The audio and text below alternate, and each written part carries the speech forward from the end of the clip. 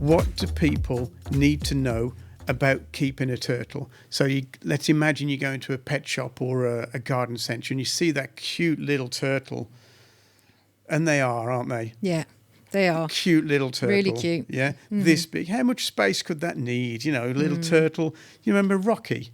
Yes. With his turtles. Yeah. You have them in a little bowl. Sylvester Stallone still has his red-eared slider. Yeah, you can see him. Yeah. But what's the real situation? What's the real care needs of a turtle? Let's imagine you keep it for a few years. It starts to reach adulthood. What's the size of the enclosure? What's the equipment that you need? What's the cost of that equipment? What are the husbandry requirements and problems? Hit me with it. Okay, so once they're getting up to full size, so 5 or 6 years, we're getting up to more of a full size adult, a terrapin. So, I mean, you can look at sort of 10, 12 centimetres. It depends, that they're sexually dimorphic. So male and females can be a different size. Okay. So you might have, males might be a little bit smaller, females might get a bit bigger. Okay. So it is we're giving a very general, but if we have, say, an adult female terrapin that is say 30 centimetres in carapace length, shell length, then we're talking about quite a large sort of tank that you're going to need. So a lot of people will keep them in aquariums, which are about, I don't know, you might have 1.5 feet in depth and you might have, 4 foot in length. Now, if we want to give it a proper amount of space, then what we want to be looking at are these larger, say, Laguna tubs. These are large plastic tubs, to give you an idea, probably about 5 or 6 foot in length, and they're probably about 3 foot in width, and height, they're probably about, again, 3 foot again from the floor. That's nearly the size of my bed. So it's quite a big tub. But in that, you're able to actually provide them a depth of water that they can actually swim in. And get into and out of.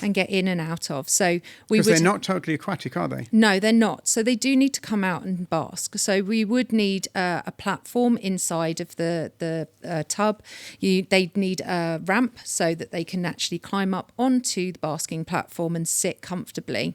Basking needs, yeah. So as with any reptile, they need to be able to thermoregulate. So which means they need to be able to, they use their external environment in order to heat themselves up and cool themselves down. So they need to not only have access to heat, but also access to cool areas as well. Absolutely. So let's imagine we provide a heat lamp. It's okay providing a heat lamp, but they also need to be able to get far enough away from that heat lamp to cool down as well. Yeah. Thus the 5 foot, 6 foot. Yeah. Tub. Gotcha. So they've got enough space to be able to, move around and swim, the depth enough to swim. Yeah. They're able to then come up onto the platform and heat themselves up onto the basking lamp. We would also have UV provision, so they would need to have a UV bulb. Why? Because any animal that's out in the sun, they would be getting UV. Now, if you look at, there's lots of literature on there now. Dr. Francis Baines has done a lot with this, and Roman Murin as well.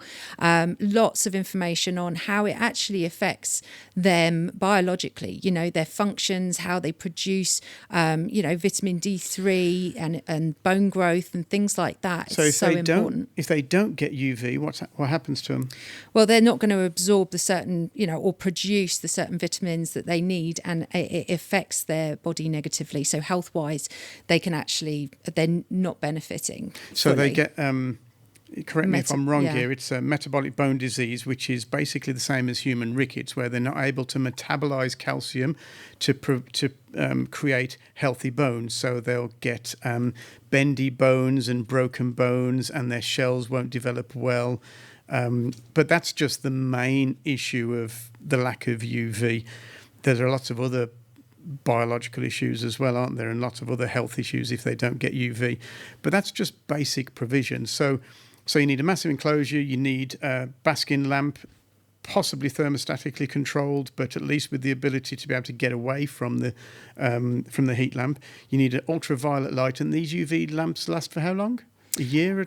I mean, a year? Yeah, or 6 months a year? It depends. So you can, if you use a UV reader, then you can actually, and a UV meter can cost a couple of £100. But if you're going to have it for a long time, then it's very beneficial. But you can read UV readings off of them, and so you can replace them when they get below. But they need replacing. They don't last forever. Oh no, absolutely, 6 to 9 months probably. Yeah. It is an average, but like I say, using a UV meter will help you to measure what's coming off of that bulb. Okay. What do they eat?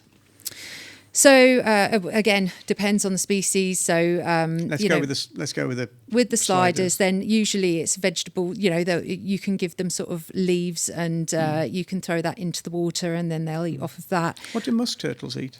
Well, actually, Paul gives his snails. They're sort of molluscivores, if I can even say it. So he'll give them like snails and things like that. You can actually go to some of the sort of Asian market stalls, and they'll sell them frozen, and you can defrost them and put them in. Things like apple snails and things like that you can throw in for them. So, and there's commercial diets as well, aren't there? There's pre-made diets that you can buy from pet stores. But if something's eating, something's pooing. Yes. What happens to the poo? Goodness.